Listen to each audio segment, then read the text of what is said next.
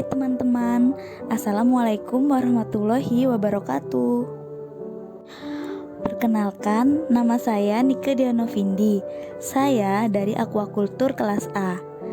Pada kesempatan kali ini, saya mendapatkan tugas untuk mereview seluruh informasi atau materi yang saya dapatkan selama praktikum parasitologi ikan.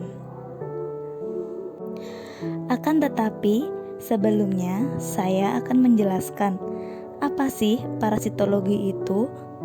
Nah, parasitologi adalah suatu cabang biologi yang mempelajari tentang semua organisme parasit.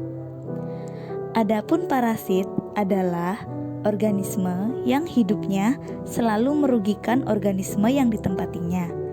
Sehingga berdasarkan pemaparan tersebut dapat dikatakan bahwa parasitologi ikan merupakan ilmu yang mempelajari semua organisme parasit yang terdapat pada ikan.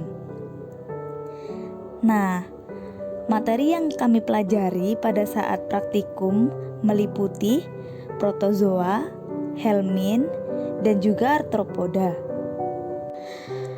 Untuk yang pertama, kita akan mempelajari tentang protozoa.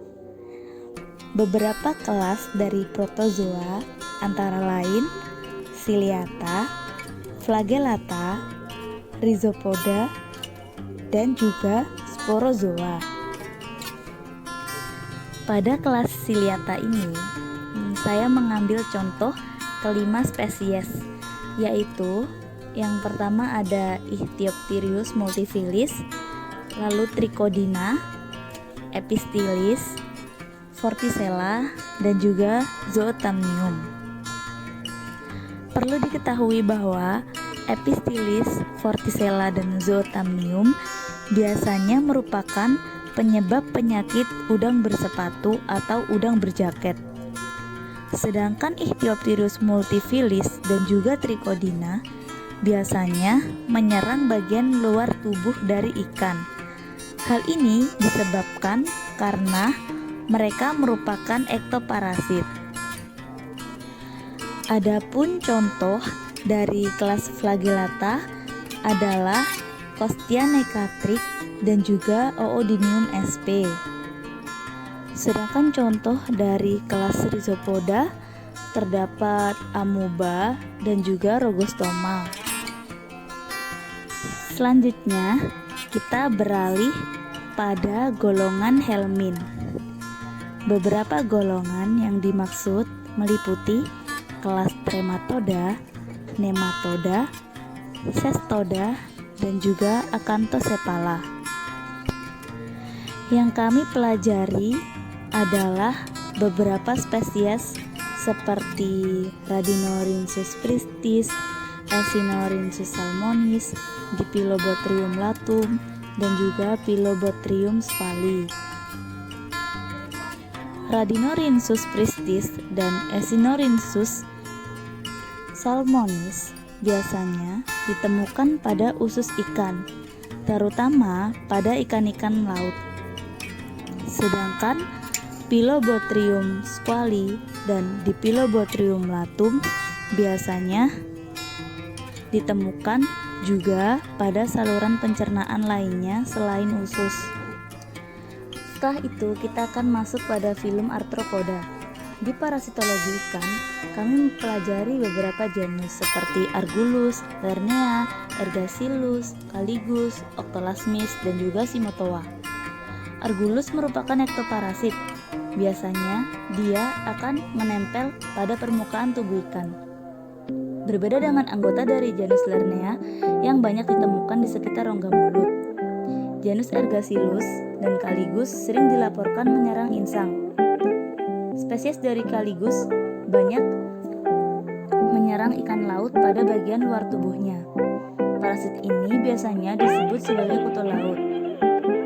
Sedangkan Simotoa menyerang inang pada bagian lidahnya. Octolasmis sering ditemukan menyerang celah-celah insang kepiting bakau.